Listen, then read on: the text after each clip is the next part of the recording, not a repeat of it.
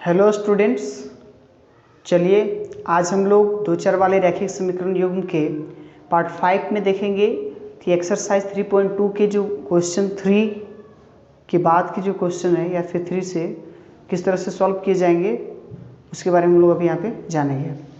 देखिए यहाँ पे 3 नंबर क्वेश्चन में क्या दिया हुआ है कि अनुपातों A1/A2, B1/B2 और C1/C2 की तुलना करके ज्ञात कीजिए कि निम्न रैखिक समीकरण युग्म जो है वो संगत है या असंगत है। यहाँ पे क्वेश्चन इस तरफ से दिया हुआ है, तो इसका coefficient A1, A2, B1, B2, C1, C2 क्या रहता है, इसके कॉफिशिएंट रहते हैं ना, तो इसके कॉफिशिएंट की ही तुलना करना है आपको। देखो यहाँ पे A1 का वैल्यू कितना दिया हुआ है, देखो A1, ये A1 है ना, तो A1 का वैल्यू आप कितना लेंगे, यहाँ पे 3 ले लेंगे और A2 का वैल्यू कितना है, 2 है, 3/2। अब उसके बाद देखो यहाँ पे B1 कितना है, 2 और B2 -3। उसी तरह से जब ये बराबर के उधर दिया हुआ है, मतलब इक्वल के राइट साइड में है, तो इक्वल के लेफ्ट साइड में लाएंगे तो साइन चेंज हो जाएगा।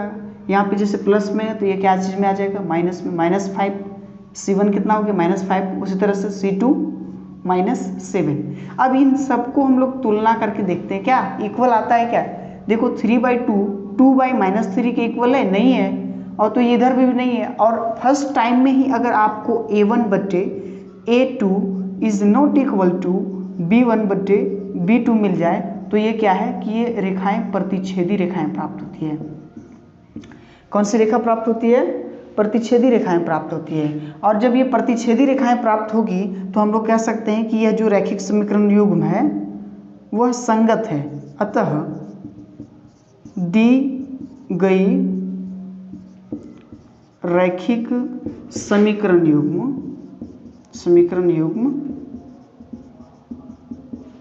संगत है। क्या है, दी गई रैखिक समीकरण युग्म संगत है। यही प्रतिच्छेदी ना हो करके अगर यह रेखा समांतर हम लोग को प्राप्त होती तो हम लोग दिए गए रैखिक समीकरण युग्म को क्या मानते, असंगत मानते, और समपाती होती तब भी वह संगत होती। और इसी प्रकार से जो नेक्स्ट क्वेश्चन है आप लोगों को सॉल्व करना है। चलिए इसी का 4 नंबर क्वेश्चन अभी हम लोग देखते हैं यहाँ पे। तो 4 नंबर में क्या है कि निम्न रैखिक समीकरण युग्मों में से कौन से युग्म संगत है और कौन सा असंगत है, ये आपको पहले बताना है। यदि संगत है तो उसको ग्राफी विधि से हल ज्ञात करना है। सबसे पहले संगत असंगत ज्ञात करने के लिए हम लोग इसके कॉफिशिएंट की तुलना करेंगे। देखिए यहाँ पे कॉफिशिएंट, इसका कॉफिशिएंट कितना है, 1 है, और इसका कॉफिशिएंट 2 है। उसी तरह से B1 का वैल्यू 1 और B2 का वैल्यू 2, C1 का वैल्यू देखो ये इधर प्लस में, इसका साइड चेंजिंग करवाएंगे तो माइनस में आएगा, -5, और इसका साइड चेंजिंग करवाएंगे तो -10। अब देखो यहाँ पे क्या रिलेशनशिप, 1/2 इज इक्वल टू 1/2, यहाँ तो पहला बराबर हो गया। दूसरा देखो यहाँ पे 5 1 5, 5 2 10। अब देखो यहाँ से जो स्थिति प्राप्त हो रही 1/2 1/2 1/2, प्रत्येक स्थिति 1/2 है, तो हम लोग कह सकते हैं A1/A2 is equal to B1/B2 is equal to C1/C2। ठीक है। अब देखिए जब तीनों बराबर रहता है तो वह रेखा क्या होती है, समपाती। और जो रेखा समपाती होती है उसे हम लोग क्या मानते हैं, संगत या संगत, उसको संगत मानते हैं ना। तो यहाँ पे देखो ये तो पहला जो रैखिक समीकरण युग्म है, रैखिक समीकरण युग्म संगत है। क्या है, संगत है। अब क्या करना है आपको, इसको ग्राफीय विधि से हल करना है क्योंकि समपाती संगत ही होता है। तो फर्स्ट देखो यहाँ पे फर्स्ट इक्वेशन क्या है, x + y is equal to 5, then x is equal to कितना होगा, 5 - y। ये प्लस में था, इधर आया तो माइनस में। अब इसके लिए हम लोग जो है वो कुछ स्थान निर्धारित करते हैं, आप बॉक्स बना लेते हैं, x और y की वैल्यू लिखेंगे यहाँ पे। देखो y इज इक्वल टू अगर हम लोग 0 रखेंगे तो x इज इक्वल टू कितना आएगा, 5 में से 0 जाएगा तो 5 आएगा ना। y इज इक्वल टू 2 तो 5 में से 2 जाएगा तो x का वैल्यू 3 आएगा। अब देखो सेकेंड इक्वेशन क्या है, 2x + 2y is equal to 10। अब यहाँ से क्या 2 को कॉमन लिया जा सकता है, x + y is equal to 10, 2 1 = 2, 2 5 = 10, then x + y is equal to 5। अब यहाँ क्या है कि x इज इक्वल टू कितना लिखा जा सकता है 5, ये प्लस में है y तो इधर आएगा तो माइनस में। अब यहाँ पे भी आप बॉक्स बना लो और सेम उसी टाइप से आपको मान ज्ञात कर लेना है। जब x का वैल्यू 0 तो यहाँ पे 5, 2 तो 3। अब देखो दोनों जो है ना वो सेम है। समपाती का अर्थ ही होता है कि एक ही रेखा पर पाया जाएगा वह, दोनों समीकरण की जो रेखा निर्धारित होगी कार्तीय तल में वो सेम होगी। जैसे 1 2 3 4 5 6, 1 2 3 4 5 6 ऐसे हमने मान लिया। अब देखो पॉइंट्स ढूंढते हैं, पॉइंट्स ढूंढ करके और उसको हम लोग वहाँ पे उसका ग्राफ खींच लेंगे। जैसे 5 0 है, कितना है 5 और 0, तो x में पहले 5 ढूंढो और फिर y में 0। ये देखो x अक्ष है और ये y अक्ष है, तो x में हम लोग 5 यहाँ पे जाते हैं और y में 0 तो आगे बढ़ना ही नहीं है। ये पॉइंट कितना है 5 0 है, 5 0। नेक्स्ट पॉइंट है 3 और 2, तो x में 3 जाओ और y में 2 जाओ, y में 2 और x में 3, ये पॉइंट 3 2 प्राप्त हो गया। यहाँ पे हम लोग इसको अंकित कर दिए हुए हैं। अब सेम पॉइंट्स यहाँ पे भी है, देखो दूसरे इक्वेशन का भी ना, तो समपाती में अब इसके हल यहाँ पे अगर हम लोग इस तरह से इसका ग्राफ खींचेंगे, देखो ठीक है, ये x plus y is equal to 5 का भी है और 2x plus 2y is equal to 10 का भी है। इसका हर एक बिंदु हम लोग हल मान सकते हैं, इसका हर एक बिंदु को हम लोग हल मान सकते हैं। समझने में एनी प्रॉब्लम?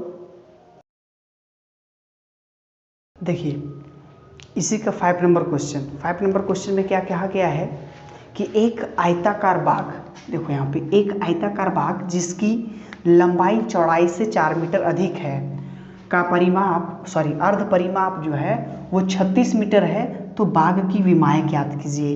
अब देखो एक आयताकार बाग, आयताकार बाग किस प्रकार की होती है, इस तरह से होती है ना, आयत के आकार की होगी, ठीक है। इस तरह का एक बाग बगीचा है, उसमें स्थिति क्या है कि लंबाई चौड़ाई से 4 मीटर अधिक है। तो यहाँ पे हम लोग मान लेते हैं, माना आयताकार बाग की लंबाई, ठीक है, लंबाई को हम मान लेते हैं y मीटर है, ठीक है, सॉरी x मानते हैं इसको, x मीटर है, और इसी की चौड़ाई को हम लोग मान लेते हैं वो है y मीटर, ठीक है, x मीटर और y मीटर। अब देखो यहाँ पे इसमें पहला स्थिति क्या है कि जो लंबाई है ना वो चौड़ाई से 4 ज़्यादा है, मतलब चौड़ाई में अगर 4 मीटर और जोड़ दिया जाए तो वह लंबाई के बराबर हो जाएगा। फर्स्ट इक्वेशन तैयार हो गया आपको। दूसरा है दिया हुआ इसका अर्ध परिमाप 36 है, तो आयत का परिमाप जो होता है ना 2 इंटू एल प्लस बी होता है, 2 इंटू एल प्लस बी। अब अर्ध परिमाप देखो 2 इंटू एल प्लस बी होगा, इसका आधा करेंगे तो कितना आ जाएगा, देखो एल प्लस बी अर्थात लंबाई जोड़ चौड़ाई कितना आ जाएगा आपका 36 आएगा। लंबाई कितना दिया हुआ है, लंबाई दिया हुआ है x और चौड़ाई y मीटर, यानी कि दोनों मिला देंगे तो 36 मीटर आएगा। ये समीकरण 2 तैयार हुआ। अब इसको हल करके हमको लोगों को क्या करना है, यहाँ पे मान ज्ञात करने हैं। देखो सबसे पहले हम लोग x प्लस 4, सॉरी यहाँ पे है, सबसे पहले देखो x is equal to y plus 4 का हम लोग यहाँ पे मान निकाल लेते हैं ग्राफ खींचने के लिए, ठीक है। यहाँ पे x और यहाँ पे y रखते हैं। देखो y का वैल्यू जब हम लोग यहाँ पे 5 रखते हैं तो x का वैल्यू कितना आएगा 9 आएगा, और जब y का वैल्यू हम लोग 6 रखते हैं तो कितना आ जाएगा, ये देखो 6 और 4 10 आएगा। उसी तरह से सेकेंड इक्वेशन में आ जाइए, x plus y is equal to 36, तब हम लोग x इज इक्वल टू क्या लिख सकते हैं 36 माइनस वाई, क्यों प्लस में था इधर जाएगा तो माइनस में हो जाएगा।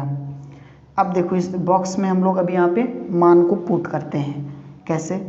देखो यहाँ पे हम लोग y और यहाँ पे x, y बराबर अगर हम लोग 10 रखते हैं तो x बराबर कितना आ जाएगा? 26 आएगा। जब y इज इक्वल टू 15 रखते हैं तो कितना आ जाएगा? देखो 15 माइनस करो इसमें से तो कितना आएगा? 21 आएगा। इस तरह आएगा ना। अब इसको हम लोगों को यहाँ पे ग्राफी निरूपण करके इसका मान निकाल लेना है। ठीक है, देखो यहाँ पे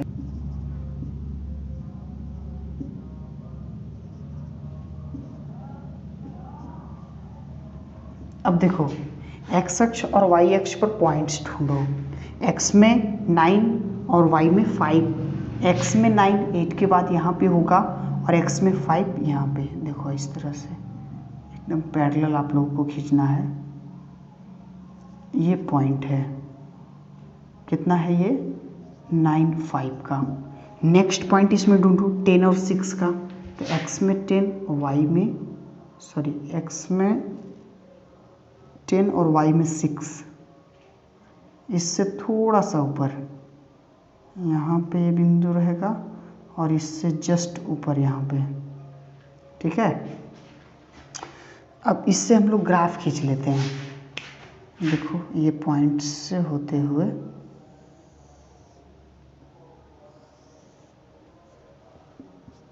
अब नेक्स्ट हम लोगों को 26 और 10 ढूंढना है। इसमें x में 26 ढूंढिए और y में 10। देखो x में 26 यहाँ पर है, ऐसे आप जाएंगे और इसमें 10 यहाँ पर 26 एंड 10। नेक्स्ट पॉइंट है वो है 21 और 15। 21 यहाँ पे है और 14 के बाद 15। ठीक है, देखो अब इन सबको मैं मिटा देता हूँ। ऐसे ग्राफ में आप बनाएंगे तो और अच्छे ढंग से बनेगा ये। अब इसके थ्रू से हम लोगों को ग्राफ ऐसे खींच लेना है। यहाँ पे जो पॉइंट पे कटेगा यही इसका आंसर हो जाएगा। ठीक है, अब जो भी पॉइंट पे कट रहा होगा आप लोग इसको मिला लेंगे। ठीक है, देखिए ये थोड़ा सा पॉइंट में मिस्टेक हो रहा है। ये 20 और 16 आएगा, तो ग्राफ कॉपी में अब आप जब बनाओगे तो क्लियर हो जाएगा। देखो 20 और 16, इसका आंसर कितना आएगा? 20 और 16। तो इसमें हम लोग लंबाई इज इक्वल टू लिखेंगे 20 मीटर एंड चौड़ाई इज इक्वल टू लिखेंगे 16 मीटर।